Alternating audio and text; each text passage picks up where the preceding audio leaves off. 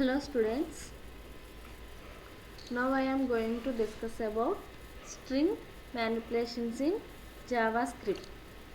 So JavaScript లో మనకి string manipulations అన్న స్ట్రింగ్ ఆబ్జెక్ట్ అన్న స్ట్రింగ్ ఫంక్షన్స్ అన్న సో సేమ్ ఈ టాపిక్ గురించి రాయాలి. స్ట్రింగ్ మ్యానిపులేషన్స్ రాయాలి. సో గుర్తుపెట్టుకోండి, స్ట్రింగ్ మ్యానిపులేషన్స్ని స్ట్రింగ్ ఫంక్షన్స్ అనొచ్చు, స్ట్రింగ్ ఆబ్జెక్ట్ అని కూడా అనొచ్చు.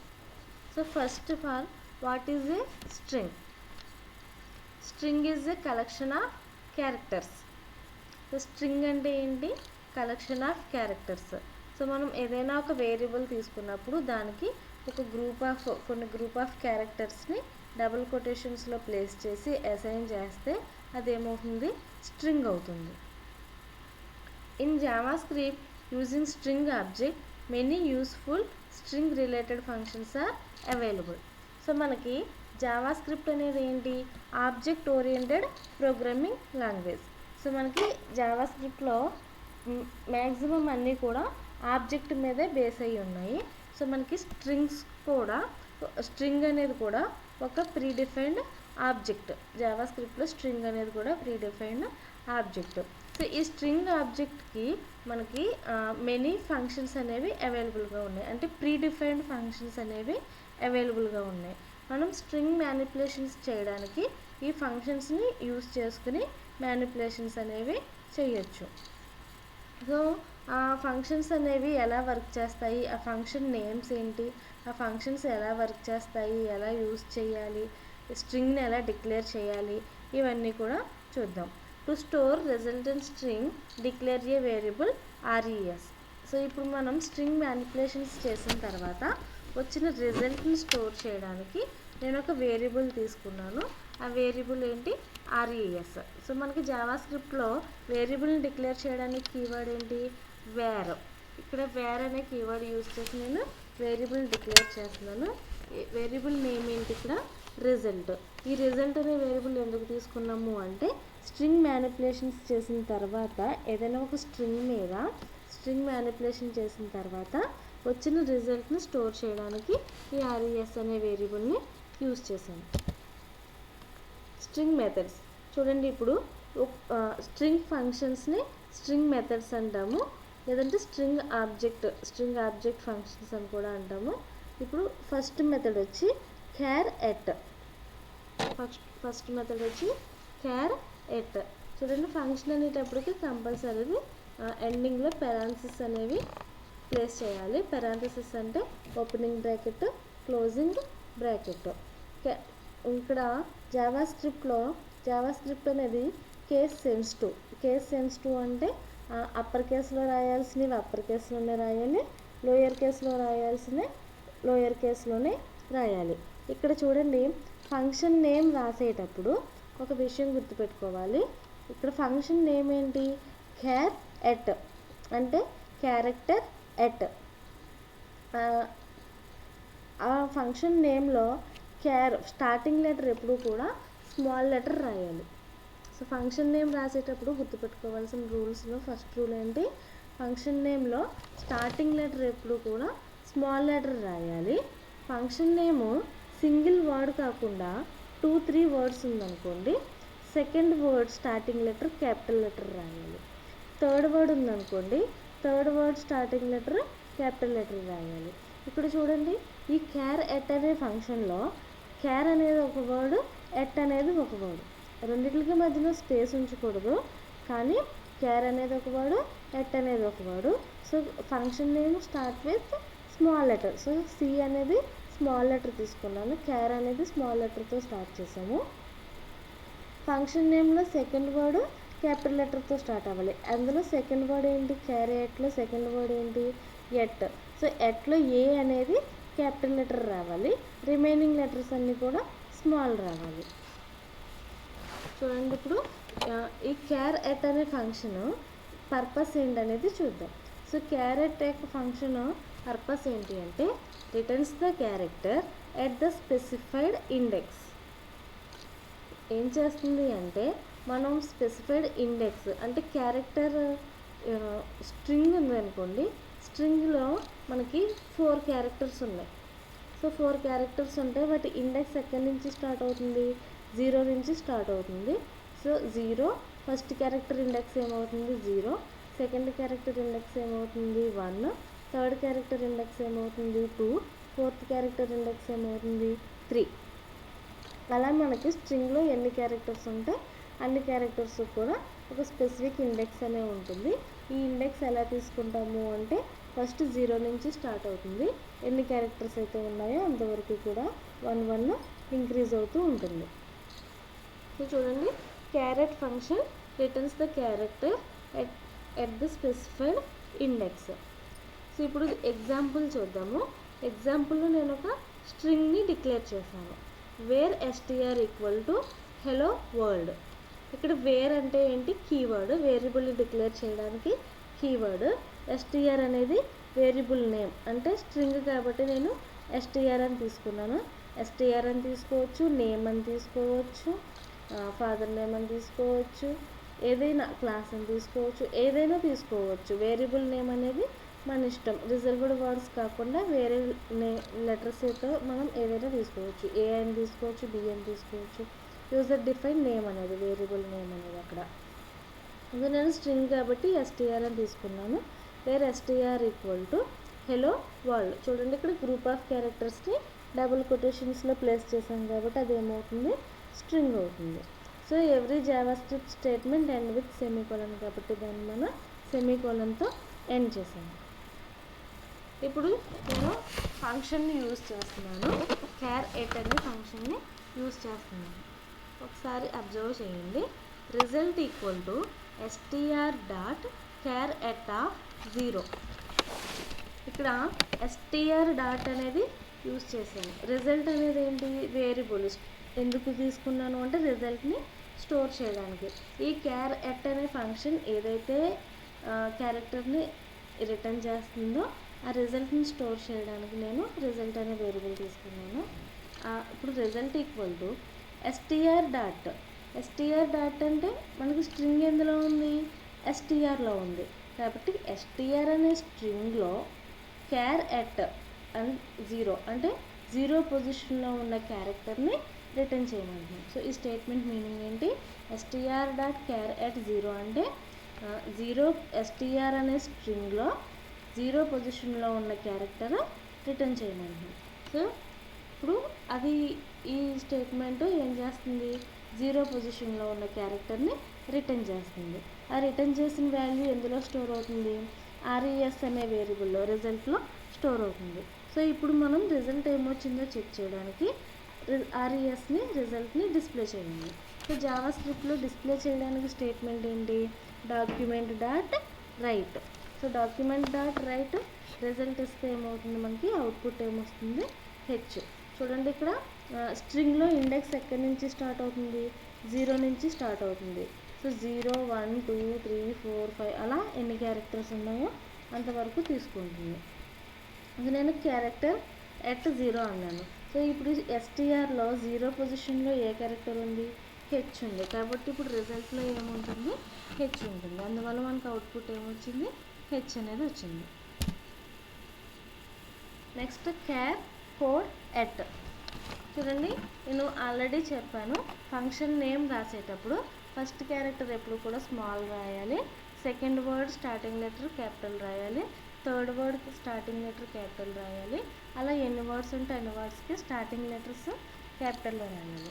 క్యార్ కోడ్ ఎట్లో క్యార్ అనేది ఒక వర్డ్, కోడ్ అనేది ఒక వర్డ్, ఎట్ అనేది ఒక వర్డ్. సో ఇక్కడ క్యార్ అనేది స్మాల్ లెటర్తో స్టార్ట్ చేసాము, కోడ్లో సి అనేది క్యాపిటల్, ఎట్లో ఏ అనేది క్యాపిటల్. సో ఈ క్యార్ కోడ్ ఎట్ అనే ఫంక్షన్ ఏం రిటర్న్ చేస్తుంది అంటే returns A number indicating the ASCII code value of the character at the given index. అంటే మనం ఇచ్చిన ఇండెక్స్లో ఏదైతే క్యారెక్టర్ ఉందో ఆ క్యారెక్టర్ యొక్క ASCII కోడ్ని రిటర్న్ చేస్తుంది. ASCII కోడ్ అంటే ఏంటి, American standard code for information interchange. అంటే ఇప్పుడు మనం హెలో అంటున్నాము కానీ కంప్యూటర్కి హెలో అనేది అర్థమవుతుందా, హెలో అనేది అర్థమవుతుంది. కంప్యూటర్కి అర్థమయ్యే లాంగ్వేజ్ ఏంటి, 0s and 1s. మరి కంప్యూటర్కి హెలో అనేది అర్థమవుతుంది కదా, అందుకోసం ఏం చేయాలి, ఈ హెలో అనే దాన్ని జీరోస్ అండ్ వన్స్లోకి కన్వర్ట్ చేసుకోవాలి. సో అలా ఇచ్చిన క్యారెక్టర్స్ని జీరోస్ అండ్ వన్స్లోకి కన్వర్ట్ చేసుకోవడానికి వీటికి ప్రతి క్యారెక్టర్కి ఒక కోడ్ ఉంటుంది, ఆస్కీ కోడ్. సో ఈ క్యార్ కోడెట్ అనే ఫంక్షన్ ఏం చేస్తుంది, ఆ క్యారెక్టర్ యొక్క మనం ఇచ్చిన ఇండెక్స్లో ఉన్న క్యారెక్టర్ యొక్క ఆస్కీ కోడ్ని రిటర్న్ చేస్తుంది. సో ఇక్కడ ఎగ్జాంపుల్ చూడండి, ఇక్కడ మనం str equal to hello world తీసుకున్నాం, అంటే స్ట్రింగ్ ఏం తీసుకున్నాను, హెలో వరల్డ్ తీసుకున్నాను. Result equal to str dot char code at of 0, అంటే 0 str అనే స్ట్రింగ్లో 0 పొజిషన్లో ఉన్న క్యారెక్టర్ కోడ్ని రిటర్న్ చేయమంటున్నాను. సో ఇక్కడ 0 పొజిషన్లో ఏముంది, హెచ్ ఉంది. సో హెచ్ యొక్క ఆస్కీ కోడ్ అంతా 72, కాబట్టి మనకి రిజల్ట్లో ఏం స్టోర్ అయింది, 72 అనేది స్టోర్ అయింది. సో దాని రిజల్ట్ని డిస్ప్లే చేస్తే మనకి అవుట్పుట్ ఏం డిస్ప్లే చేస్తుంది, 72ని డిస్ప్లే చేస్తుంది. Next function concat. సో ఈ కన్కాట్ అనేది ఏం చేస్తుందంటే, కన్కాట్లో ఫస్ట్ సి స్మాల్, ఇది సింగిల్ వర్డే కాబట్టి మొత్తం అన్నీ కూడా స్మాల్ లెటర్సే యూజ్ చేస్తాము. So concat function combines the text of 2 strings and returns a new string. So ఈ కన్కాట్ అనే ఫంక్షన్ ఏం చేస్తుందంటే 2 stringsని కంబైన్ చేసి ఒక న్యూ స్ట్రింగ్ని రిటర్న్ చేస్తుంది. సో ఇక్కడ చూడండి 2 వేరియబుల్స్ తీసుకున్నాను. 2 వేరియబుల్స్ ఏంటంటే str1, str2. str1లో ఏం స్టోర్ చేశాను, హెలో అనేది స్టోర్ చేశాను. str2లో ఏం స్టోర్ చేసాము, వరల్డ్ అనేది స్టోర్ చేసాము. ఇప్పుడు చూడండి, result equal to str1 dot concat of str2. అంటే ఏం చేస్తుంది అంటే str2ని స్ట్రింగ్ 2ని తీసుకొచ్చి స్ట్రింగ్ 1కి యాడ్ చేస్తుంది. స్ట్రింగ్ 2 ఏంటి, వరల్డ్. స్ట్రింగ్ 1 ఏంటి, హెలో. అంటే ఏమవుతుంది, hello world.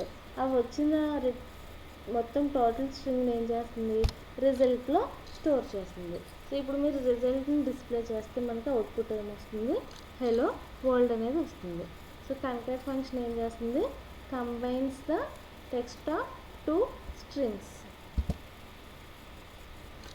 Next index of. So ఈ ఇండెక్స్ ఆఫ్ అంటే, ఇండెక్స్ అంటే ఏంటమ్మా, పొజిషన్. ఇండెక్స్ అంటే ఏంటి, position. Returns the index. Index ఆఫ్లో I small, O capital. Returns the index within the calling string object of the first occurrence of the specified value or -1 if not found. చూడండి మళ్ళీ ఒకసారి చదువుతున్నాను. Returns the index within the calling string object of the first occurrence of the specified value or -1 if not found. ఇక్కడ చూడండి example చూడండి ఒకసారి. ఎగ్జాంపుల్లో where str equal to, అంటే string equal to hello world welcome to the universe అని తీసుకున్నాను. ఓకేనా. So welcome to the universe. So నేను ఇప్పుడు ఇండెక్స్ ఆఫ్ అనే ఫంక్షన్ని యూజ్ చేస్తున్నాను. str dot index of welcome, అంటే str అనే స్ట్రింగ్లో వెల్కమ్ ఎక్కడైతే ఉందో దాని ఇండెక్స్ని రిటర్న్ చేయమంటున్నాను. అంటే దాని పొజిషన్ని, ఏ పొజిషన్ని రిటర్న్ చేస్తుంది, వెల్కమ్ యొక్క స్టార్టింగ్ పొజిషన్ని రిటర్న్ చేస్తుంది. ఇక్కడ చూడండి రిజల్ట్లో ఇప్పుడు ఏం స్టోర్ అయింది, 12. అంటే ఇక్కడ వెల్కమ్ యొక్క స్టార్టింగ్ పొజిషన్ ఏంటి, 12. అలా కాకుండా వెల్కమ్ 2 times ఉందనుకోండి, hello world, welcome to the universe, welcome to the world అని ఉందనుకోండి, వెల్కమ్ ఎన్నిసార్లు ఉన్నట్టు, 2 times ఉన్నట్టు. మరి ఏ వెల్కమ్ యొక్క పొజిషన్ని రిటర్న్ చేయాలి అంటే ఫస్ట్ ఏదైతే ఉందో దాని యొక్క పొజిషన్ని రిటర్న్ చేస్తుంది. So hello world welcome to the యూనివర్స్లో ఇక్కడ ఫస్ట్ వచ్చిన వెల్కమ్ యొక్క పొజిషన్ని రిటర్న్ చేస్తుంది. ఒకవేళ ఆ స్ట్రింగ్లో ఎక్కడా కూడా లేదనుకోండి, మనం ఇచ్చిన స్ట్రింగ్ లేదనుకోండి, వెల్కమ్ అనేది ఎక్కడా లేదనుకోండి, ఫైండ్ అవ్వాలి, అప్పుడు ఏం చేస్తుంది అంటే -1ని రిటర్న్ చేస్తుంది. సో ఇండెక్స్ ఆఫ్ అనే ఫంక్షన్ ఏం చేస్తుంది అంటే మనం ఏదైతే స్ట్రింగ్ ఇచ్చామో దాని యొక్క పొజిషన్ ఆ స్ట్రింగ్లో ఎక్కడుందో దాని పొజిషన్ రిటర్న్ చేస్తుంది. In case position string find out అవ్వకపోతే -1ని రిటర్న్ చేస్తుంది. Next last index of. So last index of కూడా ఇండెక్స్ ఆఫ్ లాగానే మనం ఏదైతే స్ట్రింగ్ ఇచ్చామో ఆ స్ట్రింగ్ని గివెన్ స్ట్రింగ్లో మనం వెరిఫై చేస్తున్న స్ట్రింగ్లో ఏ పొజిషన్లో ఉందో ఆ పొజిషన్ని రిటర్న్ చేస్తుంది. కానీ ఎక్కడ లాస్ట్ టైం ఎక్కడొచ్చిందో ఆ పొజిషన్లో, స్టార్టింగ్లో కాదు, లాస్ట్ ఎక్కడొచ్చిందో ఆ పొజిషన్లో. చూడండి, returns the index within the calling string object of the last occurrence of the specified value or -1 if not found. ఇక్కడ చూడండి, var str equal to hello world hi world 2 తీసుకున్నాను. ఏంటి str equal to hello world hi world. ఇక్కడ చూడండి, result equal to str dot, అంటే str అనే స్ట్రింగ్లో last index of world అన్నాను. So last index of world అంటే వరల్డ్ లాస్ట్ ఎక్కడైతే వచ్చిందో దాని పొజిషన్ని రిటర్న్ చేస్తుంది. సో ఈ ఎస్టీఆర్లో లాస్ట్ వచ్చిన వరల్డ్ పొజిషన్ ఎంత, 17, కాబట్టి 17ని రిటర్న్ చేస్తుంది. ఇన్ కేసు ఈ స్ట్రింగ్లో ఎక్కడ వరల్డ్ అనేది లేదనుకోండి, అప్పుడు ఏం రిటర్న్ చేస్తుంది, -1ని రిటర్న్ చేస్తుంది.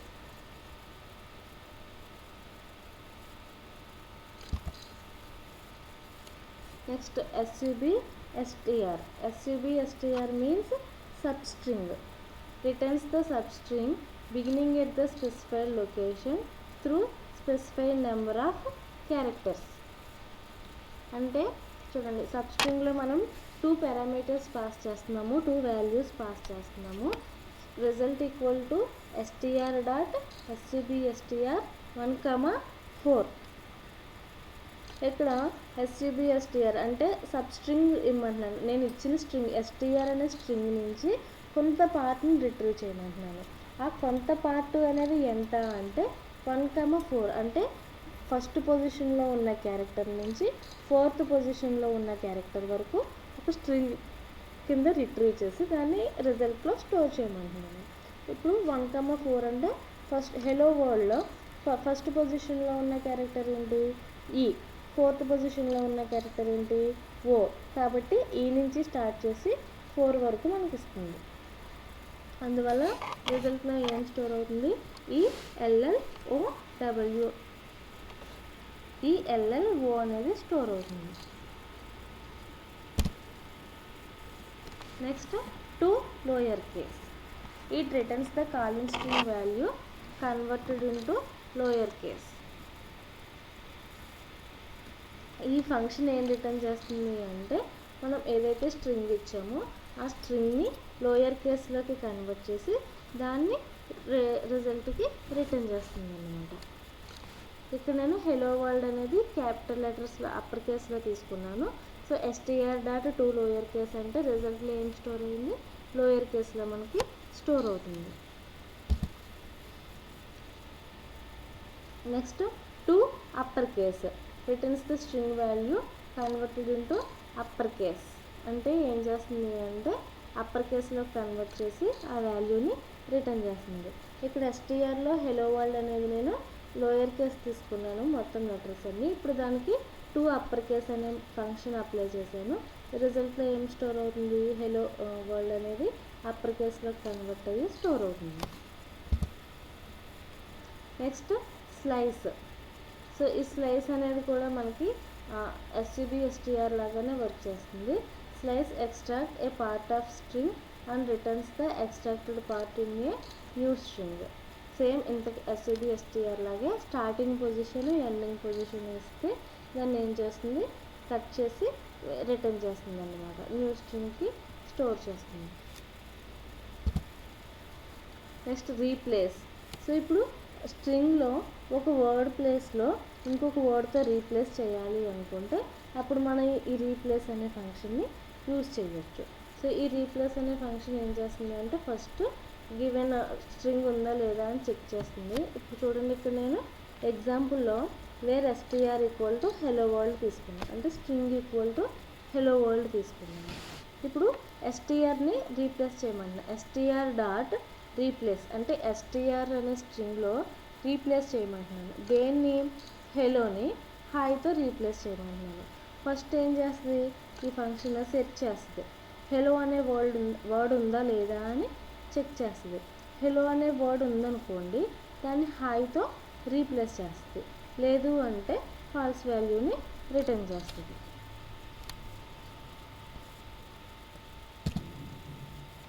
ఓకే స్టూడెంట్స్, ఇవి మనకున్న స్ట్రింగ్ ఫంక్షన్స్. Thank you.